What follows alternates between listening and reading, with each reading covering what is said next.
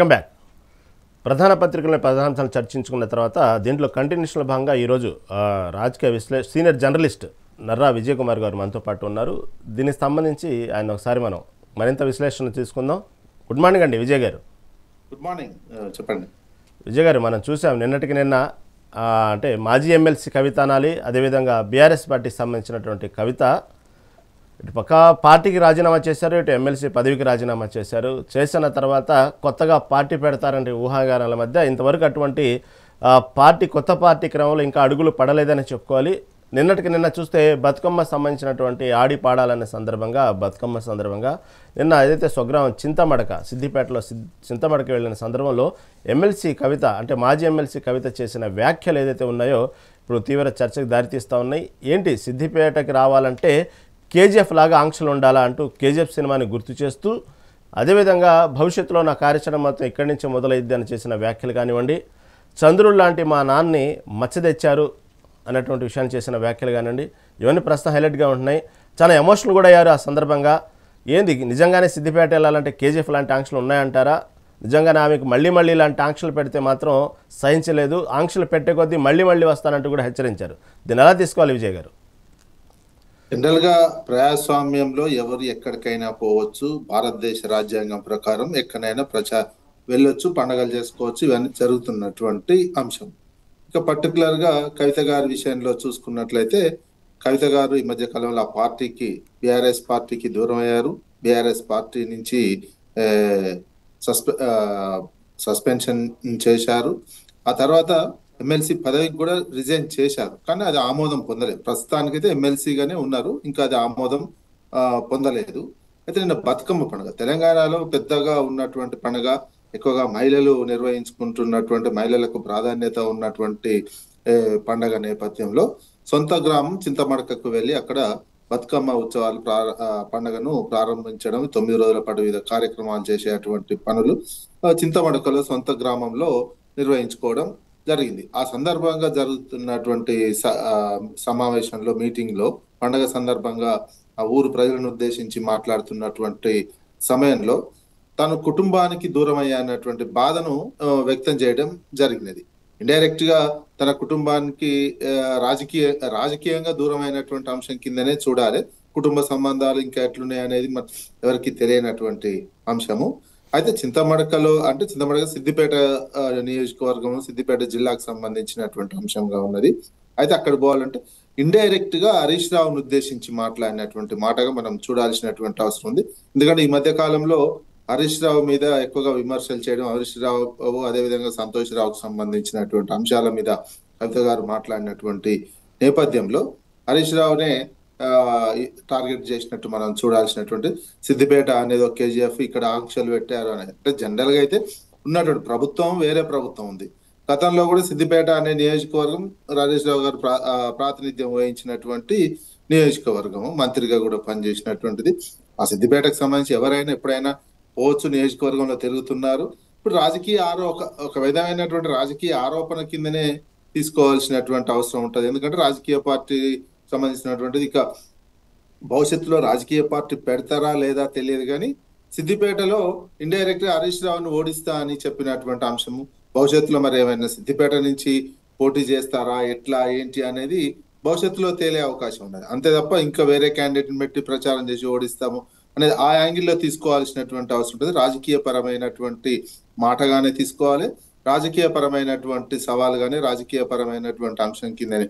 పండుగ అయినప్పటికీ, బతుకమ్మ పండుగ అయినప్పటికీ మాట్లాడినటువంటి మాటలు జనరల్ గా రాజకీయంగానే మాట్లాడినట్టు, మనకు ఇండైరెక్ట్ గా మాట్లాడినా డైరెక్ట్ గా మాట్లాడినా అది రాజకీయ పరమైనటువంటి మాటకి గానే తీసుకోవాలి. రాజకీయంగా సిద్దిపేటలో తన కర్మభూమి అయిపోవచ్చు, మీరంతా మద్దతు ఇవ్వాలి అని అడగడం జరిగింది. సొంత గ్రామానికి సంబంధించినటువంటి అంశంలో ఆ రకమైనటువంటి అంశం కిందనే చూడాలి. ఇక మిగతాదంతా భవిష్యత్తు ఎలక్షన్స్ వచ్చినప్పుడు కవిత గారు పార్టీ పెడతారా, రాజకీయంగా ఏ రకంగా ఉంటారు అనేది భవిష్యత్ కాలం డిసైడ్ చేస్తుంది.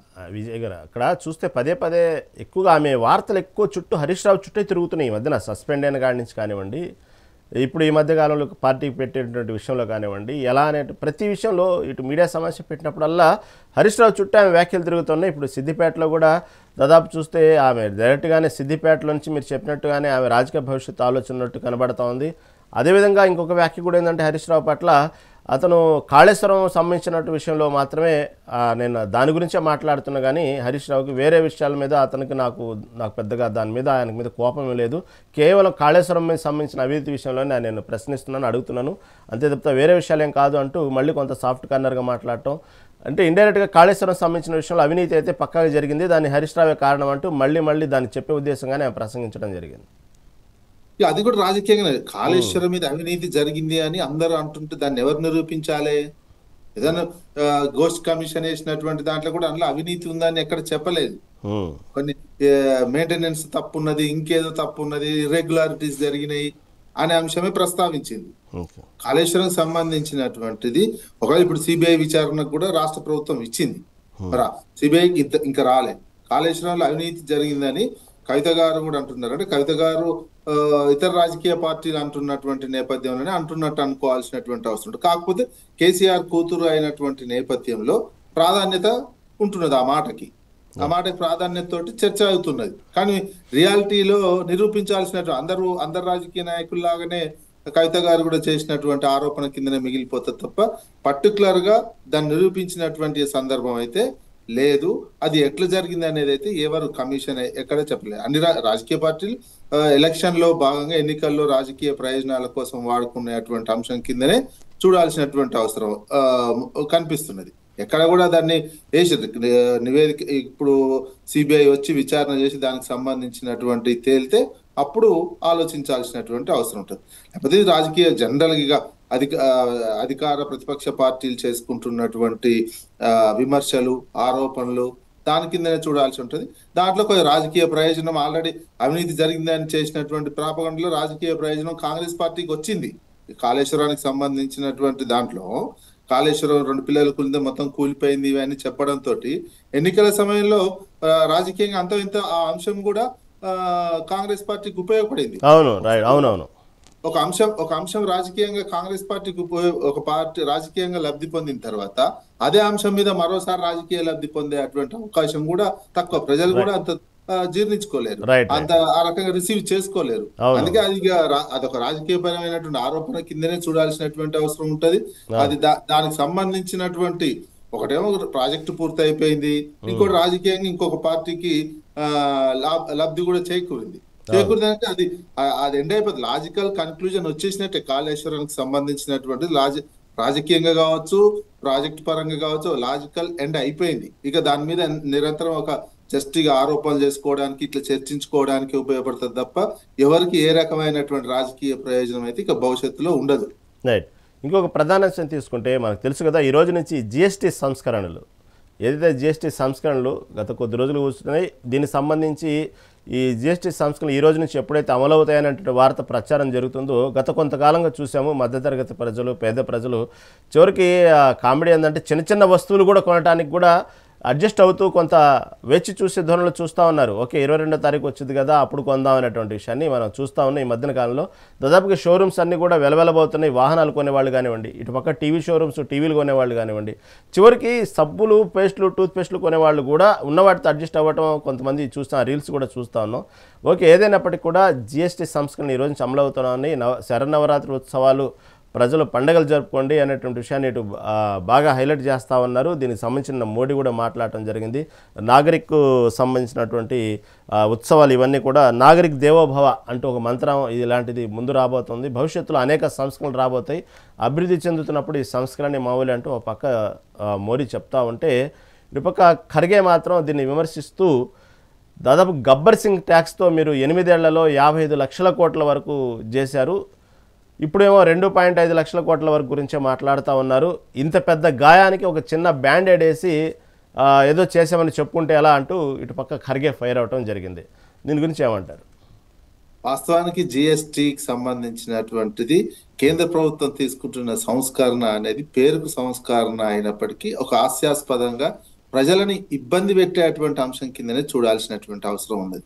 అసలు జిఎస్టీ నువ్వు సాధారణ పాలు, చిటువంటి వాటి మీద గతంలో ట్యాక్స్ ఎంత ఉండే? ట్యాక్స్ అసలు ఉంటుండేనా? నువ్వు జిఎస్టీ తీసుకొచ్చి ఈ వస్తువులన్నింటినీ అందులో చేర్చినావు. చేర్చేసరికి పబ్లిక్ ఏంటంటే ముందు ఒక రకానికి అలవాటు పెంచిన తర్వాత బాగా పెంచి దీని ట్యాక్స్ కి అలవాటు చేసి కొంచెం రిలీఫ్ ఇస్తే, అంతకుముందు ఏం లేదు, వీటి మీద పెద్ద ట్యాక్స్ లేదు. సహసిద్ధమైనటువంటి మామూలు ట్యాక్స్ ఉన్నటువంటి సిస్టమే ఉండే. మన సర్వీస్ ట్యాక్స్ కి సంబంధించినటువంటి జిఎస్టీ రాకముందు ఉన్నటువంటిది. జిఎస్టీ వచ్చి ఈ వస్తువులన్నింటినీ ప్రతి వస్తువుకు ట్యాక్స్ కట్టే విధంగా చేసిన పని జిఎస్టీ ఫస్ట్ సంస్కరణ. ఆ సంస్కరణ ఫస్ట్ సంస్కరణలే ప్రతి వస్తువు ప్రతి పౌరుడు ట్యాక్స్ కట్టే విధంగా చేసి, అది కూడా ఎక్కువ స్థాయిలో చేసి ఇన్ని సంవత్సరాలు ఇంప్లిమెంటేషన్ చేసి ఉక్కిరి బిక్కిరి చేశారు. ధరలు పెంచే ఉక్కిరి బిక్కిరి చేశారు.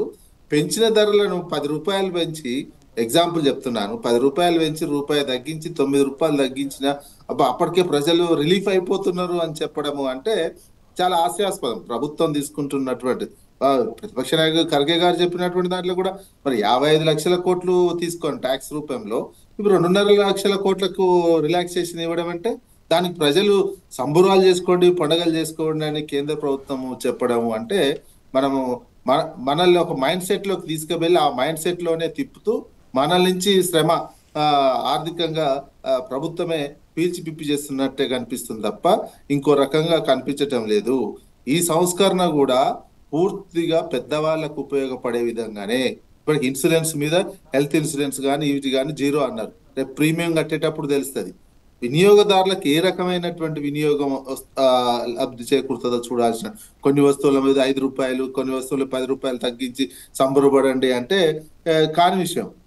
మీరు పెట్టేటప్పుడు జిఎస్టి సంస్కరణ ఫస్ట్ పెట్టేటప్పుడు ఈ 2 సంస్కరణలు ఎందుకు పెట్టలేదు? మరి అప్పుడే అసలు కొన్నిటి మీద ట్యాక్స్ వేయద్దు, 0 ఎందుకు? ఇన్ని రోజులు హెల్త్ ఇన్సూరెన్స్, ప్రజలకు కావాల్సినటువంటి హెల్త్ ఇన్సూరెన్స్, ఇతర ఇన్సూరెన్స్ మీద 0 ట్యాక్స్ ఎందుకు వేయలేదు? 0 జిఎస్టి నువ్వు ఇన్ని సంవత్సరాలు వేసి ఇప్పుడు లేదని చెప్తే వాళ్ళు ఇంప్లిమెంటేషన్ చేయలేకపోతారు. ప్రీమియం పెంచుతున్నారు అటువంటి సమయంలో. అది వినియోగదారులకు ఒక లబ్ధి చేకూర్చలేదు. ఇటీవల ఒక జిఎస్టి ఆఫీసర్ తో కూడా మాట్లాడితే ఇవన్నీ ఐవాష్ అండి, కంటి తుడుపు చర్యలు. ఏ ఒక్క ఇండస్ట్రియలిస్ట్ గాని వ్యాపారవేత్త గాని ₹1 కూడా తగ్గించడు, పేరుకు మాత్రం తగ్గించినట్టు ఉంటది. ఇదంతా కూడా దానికి సంబంధించినటువంటిది ఏంటంటే అదాని అంబానీకి ఏదైతే ఈ ట్యాక్స్ లో బెనిఫిట్ జరుగుతుందో ఆ రకమైనటువంటి సంస్కరణ తప్ప ఇది సామాన్యులకు ఉపయోగపడేటువంటిది, సామాన్యులకు కలిసి వచ్చేటువంటి అంశం అయితే కాదు. కాకపోతే సాటిస్ఫాక్షన్ మనకేంటంటే ఆల్రెడీ కొనుగోలు శక్తి లేనటువంటిది 10 రూపాయలు చేసి దాన్ని ₹1 తగ్గిస్తే మనం రిలాక్సేషన్ అయిపోతున్నాం, గొప్పగా చిత్రీకరిస్తున్నాం, గొప్పగా కీర్తించండి అని ప్రధానమంత్రి గారు కూడా అడుక్కుంటున్నారు. ఈ రోజు నుంచి ఒక విప్లవాత్మకమైనటువంటిది అని చెప్తున్నారు. అది ఎట్లా అవుతుంది? ప్రజలను ఈ రకంగా పీడించి ₹1 తగ్గించి నేను రిలాక్సేషన్ ఇచ్చినటువంటి సిచ్యువేషన్ కనిపిస్తున్నాం అంటే ఇదొక బిజినెస్ టెక్నిక్ గా ప్రధానమంత్రి గారు దేశాన్ని సంక్షేమం కంటే కూడా ఒక వ్యాపారాత్మకంగా చూడడం వల్లనే ఇంత పెద్ద దేశానికి ఆ రకమైనటువంటి దృక్పథం ఉండకూడదు, ఆ రకమైనటువంటి దృక్కోణం ఉండదు. కేవలం కొంతమందికి మాత్రమే ఉపయోగపడే విధంగా సంస్కరణలు తీసుకురావడం అనేది భారతదేశానికి మంచిది కాదు, సరైనటువంటి చర్య కాదు ఇది. అవును, మీరు చెప్పినట్టుగానే ముందు ఒక మైండ్ సెట్ అలవాటు చేశారు. ఈ 8 ఏళ్ళు ఈ జిఎస్టీ అనేది అలవాటు చేశారు. మనం జిఎస్టీ రాకముందు కూడా జిఎస్టీ వచ్చినప్పుడు కొత్తలో కొంత నైరాశ్యానికి గురయ్యాము, ఎక్కడో కొంత కోపాన్ని కూడా గురయ్యాము. మనం చూస్తున్నాం. అంటే కోపానికి గురయ్యంటే మనమే కోపపడేవాళ్ళం. ఏంది జిఎస్టీ ఏంది, తిన్నదేమో ఇంత, మళ్ళీ దానికి అడిషనల్గా ఇంకొక ₹25, దానికి ఒక ₹40 అనేటువంటి విషయాలు మనం కొత్తలో కొంత అనుభవించాం. తర్వాత మీరు చెప్పినట్టుగానే మన మైండ్ సెట్ కూడా ఇంత వేసాడు, ఫైనల్ బిల్ చూసి జిఎస్టీ ఇంత ఉందా అని మనకే తెలియకుండా మన మైండ్ సెట్ అలవాటు చేసుకున్నాం 8 ఏళ్లలో. మళ్ళీ ఆ జిఎస్టీ మళ్ళీ తీసేసి మళ్ళీ దాన్ని చేయగానే ఏదో గొప్పగా ఫీల్ అయిపోయి నవరాత్రి ఉత్సవాలు చేసుకోండి, దీనికి సంబంధించి పండుగలు చేసుకోండి, పేద ప్రజలకు ఇది ఒక మంచి పండగ వాతావరణం, అది ఇదంటూ మళ్ళీ ఊదరగొడుతున్నారు. వాస్తవం మన మైండ్ సెట్ అలవాటు చేశారట ఇన్నాళ్ళు. ఇంకొకటి కూడా ఇందులో ఇంకో వివక్షత కూడా, ఇప్పుడు భారతదేశ ప్రజలందరూ సమానము అని అనుకున్నట్లయితే రోటీ పరోటాకేమో 0 ట్యాక్స్, రోటీ పరోటా ఉన్నదానికి 0 ట్యాక్స్, ఇడ్లీ దోశకు 5% ట్యాక్స్. అది ఎంత వివక్షత అండి? అవునవును, వివక్షత. ఇది ఎంత వివక్షత అంటే సౌత్ ఇండియాలో బియ్యం ఎక్కువ పండుతాయి, బియ్యానికి సంబంధించిన వరికి సంబంధించినటువంటి ఆహార అలవాట్లు ఇడ్లీ అండ్ దోశకు సంబంధించినటువంటి. గోధుమలు ఎక్కువ పండుతాయి, గోధుమ రొట్టెలు ఎక్కువ తింటారు, పరోటాలు ఎక్కువ తింటారు అక్కడ. అంటే నువ్వు ఎంత ఒక ప్రధానమంత్రి నార్త్ ఇండియా ఇన్నర్ గా ఎంత ఫీలింగ్ చూపిస్తున్నాడో చూడండి అసలు. ఎగ్జాక్ట్లీ. అంటే మనం అన్ని రకాలుగా మళ్ళీ దేశానికి డబ్బులు ఇస్తుంది కూడా ఎక్కువ సౌత్ ఇండియా. మనం దేశాన్ని ఇప్పుడు భారతదేశం ఈ రకంగా ఆర్థికంగా పరిపుష్టంగా అంత ఇంత ఉందంటే రీజన్ సౌత్ ఇండియాలో ఉన్న ప్రజల కొనుగోలు శక్తి, సౌత్ ఇండియాలో ప్రజలు పెడుతున్నటువంటి ఖర్చు, ఆర్థిక శక్తి, శ్రమ శక్తి, అన్ని శక్తులు కలిసి అవును ఉంటే నువ్వు ఎంత ఇడ్లీకి దోశకేమో ట్యాక్స్ వేస్తారు, కొనుగోలుదారులు వినియోగదారులు కూడా మనసే ఎక్కువ దీనికి సంబంధించి. అంతే మరి. ఎంత ఇది ఇది అసలు సమాజం గమనించుకోవాలి. మనంతల మనం ఒక ఆత్మావలోకనం చేసుకోవాలి. మీరు చెప్పే విషయం దీంట్లో కూడా ఇలా వెతికారా అని అంటారు, కానీ ఇది వాస్తవం, అది ఆలోచించాల్సిన విషయం. ఇది కనపడని వివక్షత, ఇది కనపడని రకమైనటువంటి మనల్ని వేరే పౌరుల్లాగా చూస్తున్నటువంటి అంశం. ఇది అర్థమయ్యే వరకు ప్రజల్లో అర్థమయ్యే లోపే అన్ని అయిపోతాయి.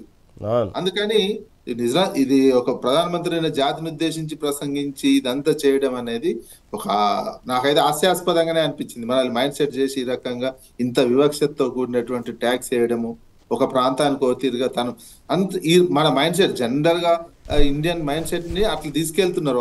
ఒక నిరంతరం ఒక ఎమోషనల్ వైపు తీసుకెళ్లే వాళ్ళు లాభపడే విధంగా రాజకీయంగా చూస్తున్నారు తప్ప నిజంగా డెవలప్మెంట్ వైపు చూసేటువంటి అంశం ప్రస్తుత కేంద్ర ప్రభుత్వంలో కనిపించటం లేదు.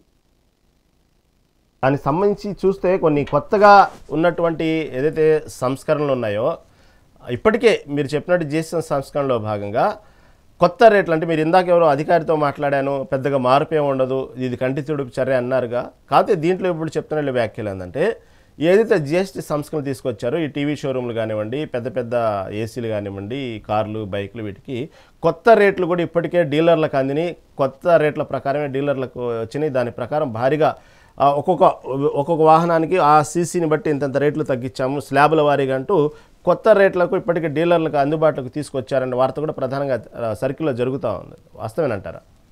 ఉండొచ్చు. కొన్ని కంపెనీలు జనరల్ గా ఆఫర్లు ఇస్తాయి. ఇప్పుడు ఉన్నటువంటి కొన్ని కంపెనీలు ఇంప్లిమెంటేషన్ చేస్తాయి వాళ్ళ సేల్స్ కూడా పెంచుకోవడానికి. ఇప్పుడు రియల్ గా జిఎస్టీ పరిధిలోకి ఈ కార్లు కావచ్చు, ఫ్రిడ్జ్లు కావచ్చు, ఇటువంటి అంటే మనకు తగ్గిన ఫీలింగ్ అది. వాస్తవానికి అసలు అంతకుముందు అది లేనే లేదు కదా, అంతకుముందు అది లేనే లేదు. మనకు ఇప్పుడు కొనుగోలు శక్తి కూడా ఉండాలి. మనకేంటంటే తగ్గిన అనే ఫీలింగ్ తోటి కార్ అనుకోండి ఇన్ని వేలు తగ్గింది, ఒక సాటిస్ఫాక్షన్. ఆ నేపథ్యంలో విపరీతమైనటువంటి బుకింగ్లు ఎట్లయితే చూడాల్సినటువంటి అవసరం ఉంది. అట్లా జిఎస్టీ ఆ సంస్కరణ కొంతమందికి ఉపయోగపడే విధంగా ఇప్పుడు కార్లు కూడా అనుకోండి. ఇప్పుడు కార్లు మొత్తం లగ్జరీ ఈ కార్లు ఎంతమంది కొంటారు? ఇవన్నీ ఏ పరిధిలోకి తీసుకొచ్చారు? ముందు నుంచే ఇది అంత ఎందుకు తీసుకురాలేకపోయారు? నువ్వు 8 సంవత్సరాలు ఈ రకమైనటువంటి ట్యాక్స్ వేసి ఇన్ని లక్షల కోట్లు తీసుకొని ఈ రకంగా ఇప్పుడు మొత్తం టోటల్ కూడా మీరు ఇచ్చిన రిలాక్సేషన్ ఎంత? 2.5 లక్షల కోట్లకు సంబంధించినటువంటి రిలాక్సేషన్ ఇచ్చినటువంటి అంశం, అంతే కదా. మిగతాదైతే యాజ్ ఇట్ ఈజ్ గానే కనిపిస్తున్నటువంటి అంశం. అందుకే ఎవరు నష్టపోరు. నేను అనుకుంటా ఏంటంటే వినియోగదారుడే, పౌరుడే ఇబ్బంది పడేటువంటి అంశం తప్ప ఏ ఇన్వెస్టర్ కానీ, ఏ వ్యాపారవేత్త కానీ ఎవరు నష్టపోరు, పౌరులే నష్టపోతారు. తెలంగాణ రాష్ట్రం కూడా దీనికి విధం కాదు. అన్ని రాష్ట్ర ప్రభుత్వాలు దాదాపుగా ఈ జిఎస్టీ సంస్కరణలు తీసుకొచ్చిన తర్వాత ఇంతగా భారీగా నష్టం జరుగుతుంది అది ఇదనే వార్తలు మనం వింటా ఉన్నాము. దాంట్లో భాగంగా దీనికి సంబంధించి ఏదైతే ఉన్నాయో జిఎస్టీకి సంబంధించినటువంటి విషయాల్లో కూడా కొన్ని రాష్ట్ర ప్రభుత్వాలు ఎక్కడికక్కడ అంటే ఇటు పక్క మనం చూస్తున్నాం. మనం సపోజ్ ఫ్లిప్కార్టో, అమెజానో ఈ మనం బుక్ చేసేటప్పుడు దానికి ఒరిజినల్ రేట్ ఇంత, మీకు ఇచ్చిన డిస్కౌంట్లో ఇంత వస్తుంది, కానీ ఇచ్చేటువంటి రేటే ఒరిజినల్, కానీ వాళ్ళు చూపించేటువంటి ఏదైతే కొట్టివేత ధోరణిలో ఉంటాయని చూడండి, అవి అంత రేట్కి మీకు ఇంత తక్కువలో ఇస్తున్నాం. అలాగే ఉంది జిఎస్టీ కూడా చూస్తూ ఉంటే, మీరు చెప్పినట్టు మీరు చెప్పిన ఎగ్జాంపుల్ చూస్తూ ఉంటే. సరే దీన్ని అవునవును సరే దీన్ని ఒక విషయం ప్రస్తావిస్తే ఇంకొక ప్రధానంగా మనం చూస్తున్నాం, ఒక 2-3 రోజుల నుంచి ఒక హల్చల్ చేస్తూ ఉంది ట్రంప్ తీసుకున్న నిర్ణయం ఏదైతే H1B వీసా సంబంధించి విషయం. దీనిది $1,00,000 కోట్ల అంటూ, దాని $1,00,000 అంటూ కొత్తగా ఎవరైతే వీసాదారులకు వర్తించిద్ది, పాత వీసాదారులకు అయితే వర్తించదు, ఇది రెన్యువల్ కూడా వర్తించదు అంటూ మళ్ళీ నిన్న శ్వేత సౌధం నుంచి ఆఫీస్ నుంచి కొత్తగా మళ్ళీ ఒక వార్త ఎక్స్లో వచ్చింది. ఎందుకంటే కన్ఫ్యూజ్ అవ్వద్దు మీరు, దీనికి సంబంధించి ఏదైతే ఉన్న H1B వీసా కొత్త వీసాదారులకు మాత్రం ఇది అప్లై అంటూ వస్తూ ఉంది. దీన్ని ఎలా అయితే ఎప్పుడైతే బాగా వైరల్ అయిందో కేవలం అమెరికా అంటేనే ఇప్పుడు ప్రతి విషయంలో భయపడతా ఉన్నారు, వెళ్ళాలా వద్దా అనేటువంటి మీమాంసలో ఉన్నారు. ఈ తరుణంలో కొత్తగా మళ్ళీ చైనా కే వీసా అంటూ ఒకటి మొదలుపెట్టింది. దీన్ని క్యాచ్ చేసుకోవాలని చూస్తుంది. ఏంది దీన్ని ఎలా చూడాలి మనం దీన్ని? సో అమెరికా దాదాపు ఏంటంటే వాళ్ళు ఒక రకమైనటువంటి తన వాళ్ళకి ఎక్కువ ఉద్యోగాలు రావాలి, తన వాళ్ళ అనే చూపిస్తున్న భారతదేశం మీద దౌత్యపరమైనటువంటి వాణిజ్యపరమైనటువంటి ఒత్తిడి ఈ తీసుకురా వచ్చే భాగంగానే ఇది చేస్తుందని అనుకోవాల్సినటువంటి అవసరం ఉన్నది.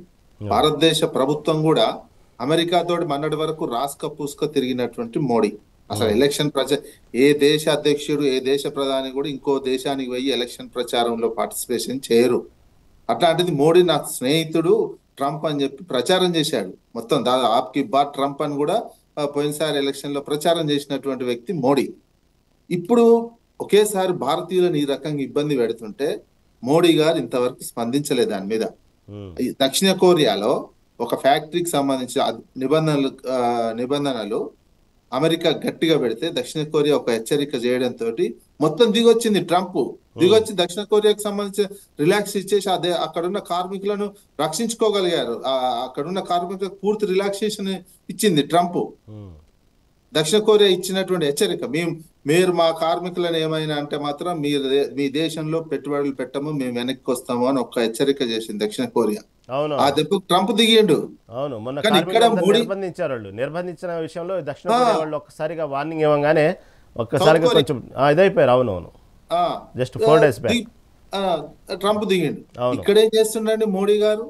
ఈ రకమైనటువంటి నిర్ణయాలు తీసుకొని భారతీయ పౌరులు ఎంత తెలుసా, మన ఎకానమీ సంవత్సరానికి 14.5 లక్షల కోట్ల రూపాయలు రెమిటెన్స్ అంటే విదేశాల నుంచి ఇక్కడ అవసరాల కోసం అక్కడికి పోయినటువంటి వాళ్ళు పంపుతున్నటువంటి డబ్బు 14.5 లక్షల కోట్ల రూపాయలు సంవత్సరానికంటే మన బడ్జెట్ లో కేంద్ర బడ్జెట్ లో దాదాపు 40 లక్షల కోట్ల మన బడ్జెట్ ఉంటే సంవత్సరానికి 14.5 లక్షల కోట్ల రూపాయలు విదేశాల నుంచే వస్తున్నాయి.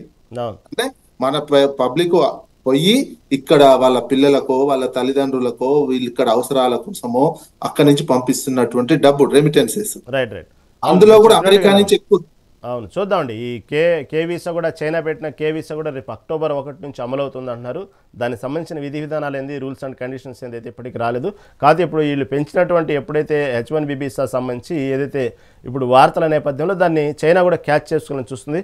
ఓకేనండి విజయ్ కుమార్, సమయం అయిపోయింది. చక్కటి విశ్లేషణ అందించిన ధన్యవాదాలండి విజయ్ గారు. ఇది ఈరోజు ప్రధాన పత్రికలోని ప్రధాన అంశాలు మనం ఒకసారి విశ్లేషించుకున్నాం. చూస్తూనే ఉండండి మెగా 9 టీవీ.